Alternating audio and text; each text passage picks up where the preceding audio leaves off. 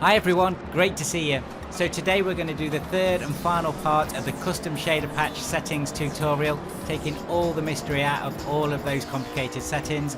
The other two are on the channel at the moment, so do check those out if you've not seen them before.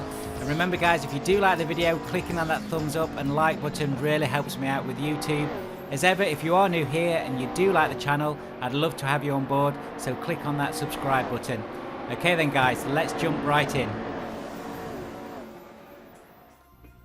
The next section then is new AI behavior.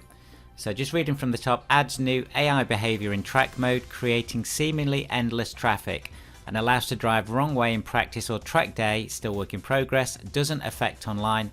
Hopefully more stuff will be added later. So I have this new AI active. And when do I actually see this in game? Well, there's a couple of areas. So the first thing is this allow to drive the wrong way offline only. This is really useful, especially if you're on something like the Neuschleifer and you want to go to a certain part of the track and take a screenshot. That's a 20 kilometers of track to drive to one place to take a screenshot is not great. So this allows you just to drive different ways around the track, which is great.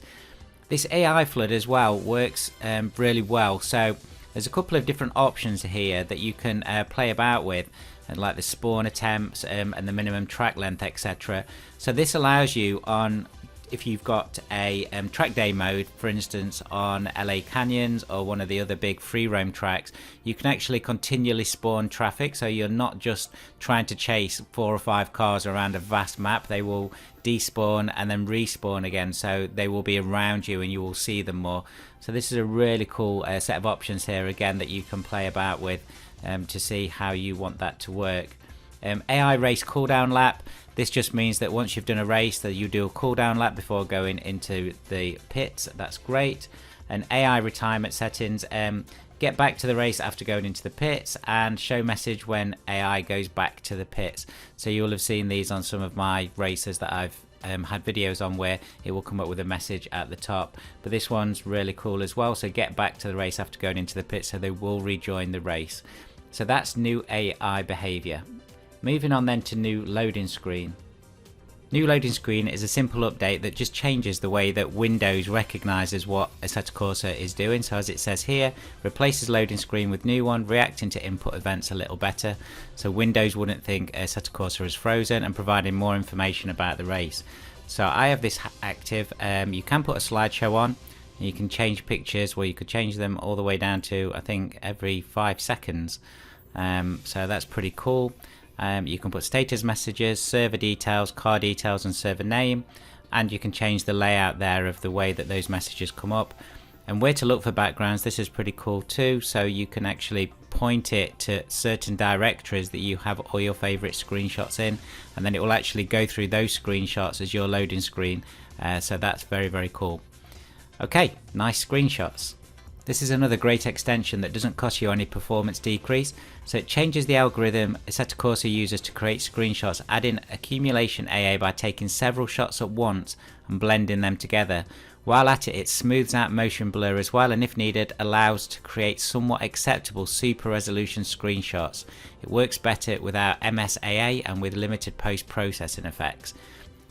Just to go into a little bit of detail then about this extension, it's replacing the code for taking the screenshots. So instead of taking one screenshot, it takes multiple screenshots, all within a slight pixel radius offset. It then blends those together, and then that creates a much smoother image, and it takes away any artifacts that are on there. Also, it uses the Windows imaging component to save screenshots in JPEG format with a higher quality than usual. Of course, you can also choose PNG or HDR format if you want. So this is effectively going to give you much better and improved screenshots. Definitely worth sticking active there. There are lots of different options here that you can change, but I've kept all these as standard. So just activating the extension, and then again check out what your screenshots look like, and if you do want to change any of these, then you can go into more detail. Okay, moving on to particle effects. Now in this section we're going to go into quite a lot of depth, because there are lots of different things on here that will change the look and feel of Assetto Corsa, and I am going to provide some examples on here. Some of these I have gone into on my other videos on the channel, but I'm going to try and do it all in one place here so you can see exactly how I set Assetto Corsa up and some of the benefits that you can get. So particle effects is all about adding soft particle effects only works in a few cases for now, as well as other options for better particle rendering. A lot more features are coming later. For now, it's more of a temporary fix. So this has been added on and added on over the last 6 months, and there are some really cool things in here. So let's go through some of the options that I want to show you. So the first one here is sparks. So I have this activated, and I've limited the particles to 20,000 there, so that's probably quite a lot of sparks, and we've got a spawn rate here. So using these two sliders here, you can change how many sparks you get, and I'm just going to show you a video now of what those sparks look like.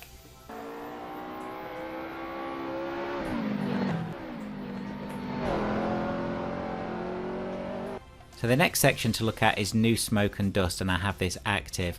And the one big call out here for me is the extra heating. So this is the heating that goes into the tyres that creates the smoke. So the more heat you've got in the tyres, obviously the more smoke you're going to get. I think in the standard settings, when you're drifting around corners, or you're doing donuts, or you're racing quickly round corners with other cars, you see a little bit of smoke, but I don't think that's quite realistic. And hey, we all want Assetto Corsa to be a little bit dramatic sometimes too. So I actually have this on 200%. Now that means that I do see smoke a little bit more often than I would at 0%. And it also means as well that when there are occasions when you are, sliding around corners or drifting around corners, you get a lot more smoke, and it actually feels, for me, a lot more realistic. You can also change the density decrease with time percentage here. I've got it on 0, but this changes the way that the smoke hangs around on the track. So again, depending on the video card you've got and your rig that you've got, these are two things to change. I have not seen hardly any performance decrease by using these. The one call out here is obviously the VR call outs. So rendering half resolution in VR, that will probably help your performance. So I'm just going to show you how the smoke works in Assetto Corsa on my rig anyway with this setup.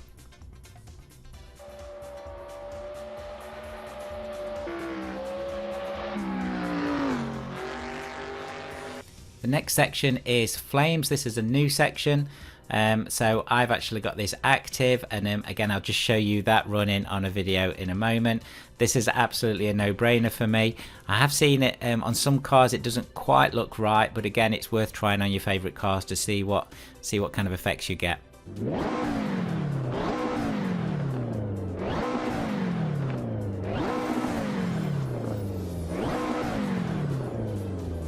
And then the next section is fireworks. So you may or may not have seen some fireworks on Assetto Corsa. You can actually change, I've got this active, you can actually change when the fireworks happen. So always active, so they're actually there all the time as you're going around the track. Active at night, only on holidays after finish, on holidays and after finish, and at night after finish. So I'm just going to show you a couple of examples of how they look. I've actually got it on after finish. I think it's cool to have some fireworks, not if you've come last obviously. Hopefully you've won the race, but you can actually change these as well on the way that this works and the density, etc. So let me just show you that running on the game.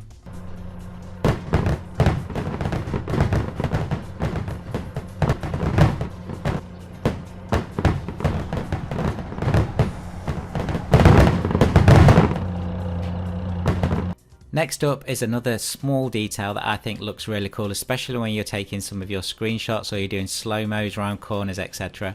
And that is that as you race through your laps, that you will actually start to see small bits of tyres sat around on the track, small particles of tyres.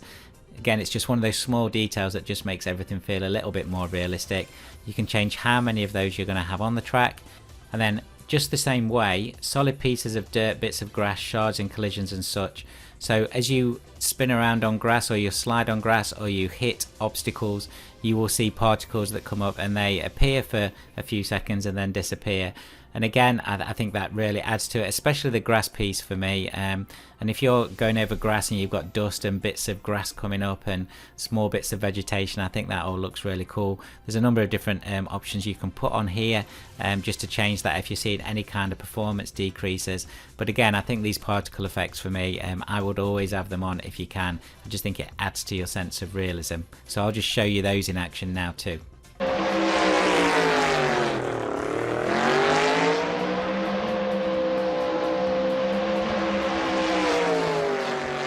And the last section here is arcade braking traces. So I've not got this active because it gives you some very unusual effects. So as you press the brakes, or you can see the lights and the reflection of your lights coming out the back of the car, this effectively extends them. And it does allow you to have some really cool effects if you're doing some slow motion replays or you want to capture a certain look and feel. But it's not very realistic at all, so I leave it off. But again, do have a play about with this if you want to do something a little bit unusual, and there are some great videos on YouTube where people have used this as well, so do take a look at those. Right then, the next one is pretty important, and that is rain effects. So rain effects is another really cool extension here. So what this does is it adds a blurring on the camera, so you can see this looks like there's raindrops on the camera. So on this screenshot here, this is using a preview version of Custom Shader Patch. This is one with the full rain effects exterior, and do check those out on my channel if you've not seen how to do that yet. But the additional piece that this is adding is this blurring actually on the screen. And I know when I've been playing the game, especially in Chase Cam with these preview CSPs installed, you can actually see the raindrops moving on here, and it looks really cool. So again, no performance decrease there from what I can see, so that's definitely something that's active for me. Next up is Reflections FX. So this is improving the interior reflections by masking outside ones with a silhouette of the car interior. I have this active by default. I'm not going to put any screenshots up because I can't really see much difference with the graphic settings that I've got, but clearly it's improving the fidelity of the graphics interior to the car, so definitely something to have active. I've seen no performance degradation there by having that on. There are some settings here that you can have a quick play about with if you want to, and again, you're not really going to break anything, I always say that, so do have a play with these on your replays or on your interior shots if you feel like you're going to get some improvement, but for me it's absolutely fine as it is. Shadowed wheels, this is another small extension. I have it active, and what it effectively does, it just creates smoother shadows on the inside of the wheel well. This just makes the game just look better, and it's a small improvement on the actual graphics from the main Assetto Corsa.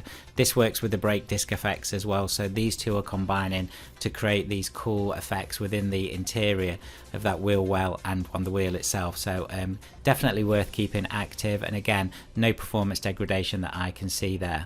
Skidmark FX is again another cool extension that just adds that sense of realism to the tracks that you're on. So it alters skid marks, look, and adds another smoother fade in, more options coming later. So I have this active. So it's got a new shader for rougher look. So this changes and randomizes the way that the skid marks actually look. You can fade them at the start and fade them at the end to make them more realistic. You can fade them with age as well. You can restore after in-race replay, so this is the storage tweaks for skid marks, and you can reset with restart, or you could reset with new session in multi-session race. So if you, for instance, were to take that off, then that would actually mean that the skid marks stayed there as you were racing on the same circuit. So really cool extension here, and I'll just show you a little bit about what those skid marks look like on the game now.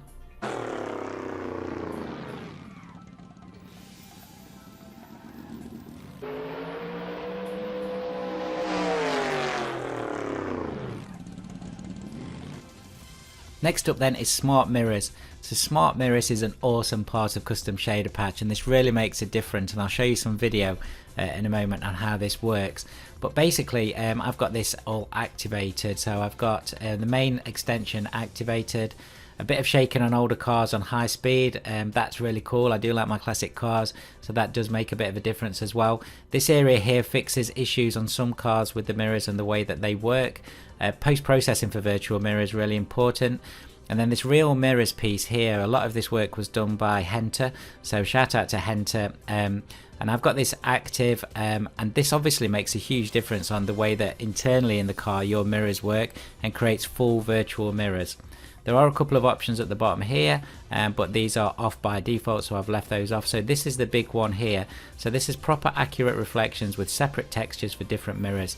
It says it could be quite costly. I've not seen that with my graphic settings, but again, if you do put this on, do check your render settings and your render stats just to see what kind of view on performance that you're getting there. So let me just show you how these real mirrors work.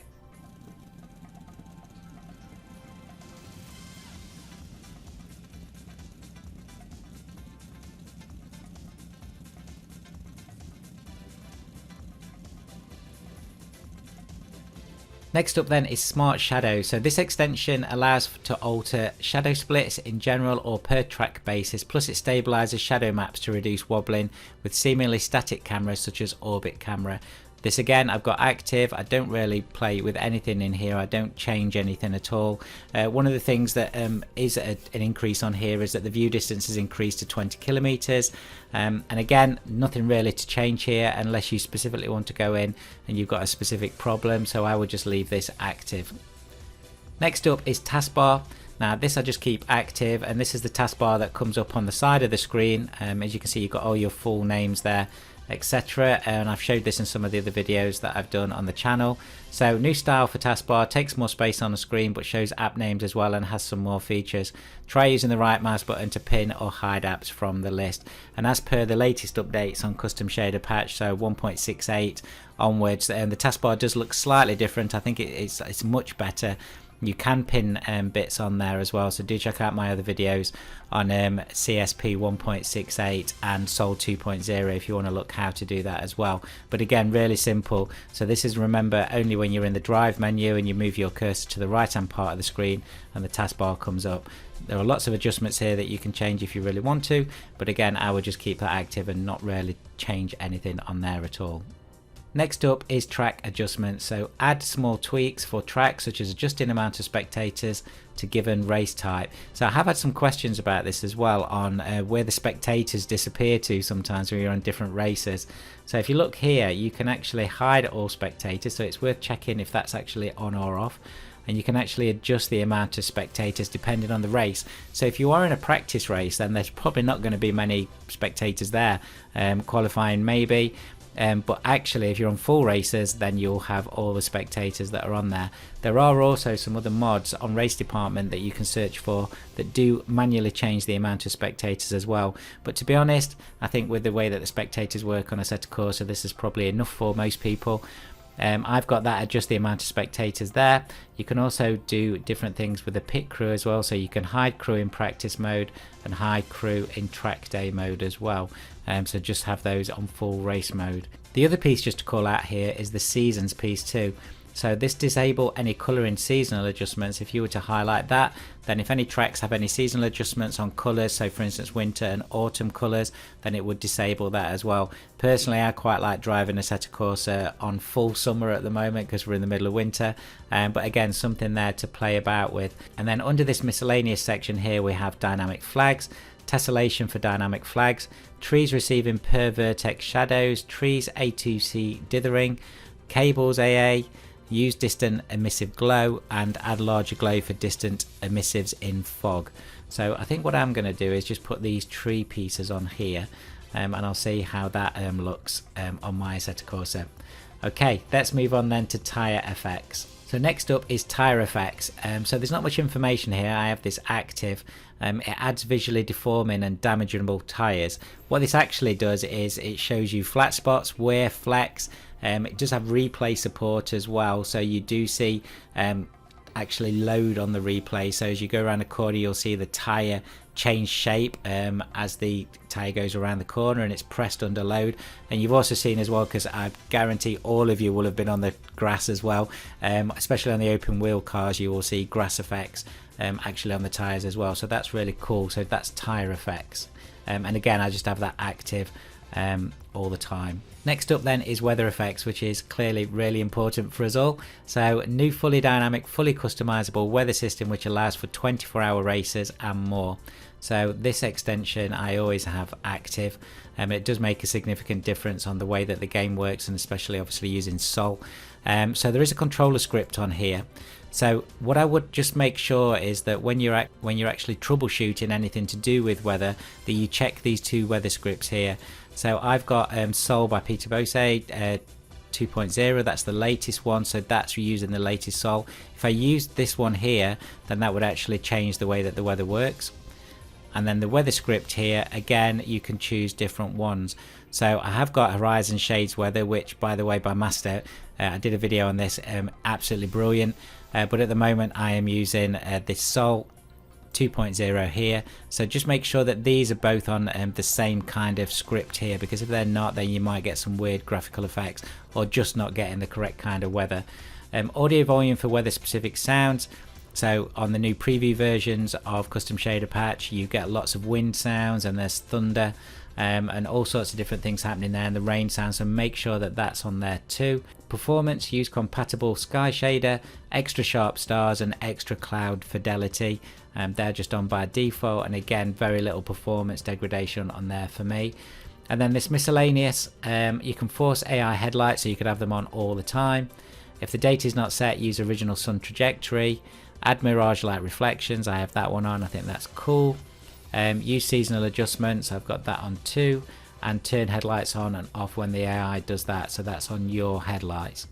And then on static reflections, occasionally refresh static reflections, and then you've got a delay there. So those are just default, and I've just left those as they are. So with weather effects, I think the main areas just to make sure that you've got set up correctly is these extension parts here, making sure that it's active and that your controller script and your weather script are on the right sections. It's really easy to get those in the wrong place there, and that will give you some strange effects here. Okay, let's move on to windscreen effects. Windscreen effects is again another one of those small extensions that does improve the realism on Assetto Corsa. So if I just click on the screenshot here, you will see that these reflections that you can see on the windscreen, which actually look really cool, this is what this extension is doing. It's creating these and it's changing the way that you look through the windscreen. So again, Henter had a hand to play in this, so shout out to Henter. So this blurs with speed shadows on the windscreen without noticeably affecting frames per second, or if you find even blurred shadows too distracting, you can just disable them completely. And of course for now, windscreen effects is used to draw raindrops. So again, if you're using any of the preview editions or even the standard custom shader patch and you've got your interior to the car and raindrops are hitting the windscreen, this is what this extension is being used to help to map those and create those. So I've got this active. You can remove dirt completely. I'm not sure why you'd want to do that, but again, you may want to do that. And then this is the shadows that you can have a quick play about with. So if you are driving around certain circuits and you're seeing that the blurs or the shadows or the reflections just aren't quite right, then obviously you can change these here. Next up is Yebist. So extends Yebist post-processing with more options and live reload for PP filters. I have this active, it works in the background. I've got no reason to turn that off or change that. And lastly, we have small tweaks, so nothing specific, just some random tiny options require reload to apply. So obviously if you do click this hide driver in cars with H shifter in VR, make sure that you've restarted Assetto Corsa and restarted Content Manager before you will see that actually land and apply itself to the game. So that's us finished then, guys, all three parts of all those custom shader patch settings. Again, if you've not watched the other two, do check those out on the channel, and I've got lots more guides and tutorials on the channel to help you on your Assetto Corsa journey too. As ever, if you do like the video and you like the channel, click on that subscribe button, click on that thumbs up, really helps me out, and I hope to see you very soon. See you later, guys.